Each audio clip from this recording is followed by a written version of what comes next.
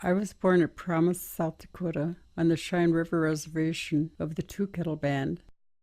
I have lived on the reservation all of my life, except to go to school and to the military. At my first job, a doctor encouraged the young and educated nurses to go out and see the world. Daily, we heard calls for Army nurses on the radio. We decided to volunteer for the Army Nurse Corps.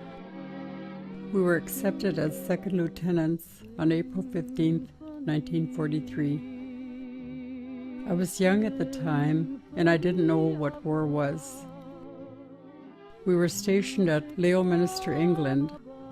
We were awakened at 2:30 one morning when we got our first convoy of patients from D-Day, and they kept coming after that. When it was safe enough for us to cross the English Channel, we landed at Utah Beach in Normandy, and we camped in a cow pasture at Caratan on our way to Belgium. We moved into a 1,000-bed tent hospital in Liège, Belgium, and my ward was A number 1. It was a surgical ward.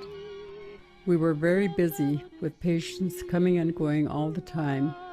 As soon as they were stable, they were sent on, either back to the front lines or back to the United States. One night while I was working night duty, this nurse asked me if I would go see a Native American soldier named Eugene Rubidoux from Rosewood, South Dakota. She told me that he lost both legs above the knee. They thought he was depressed and that he might be suicidal.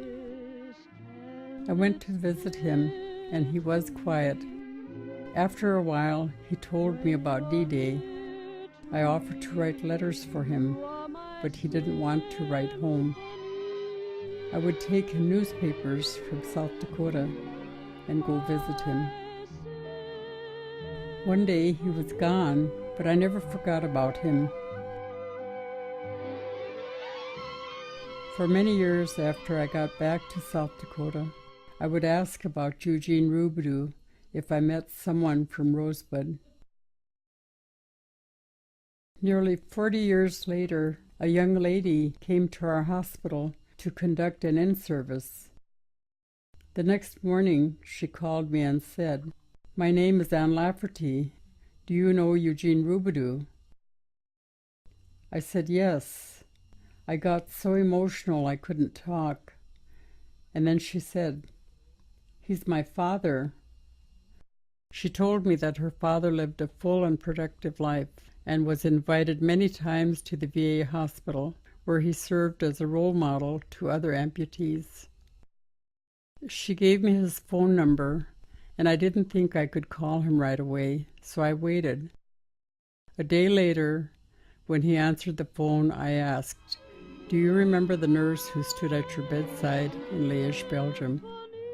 He said, "I'll never forget."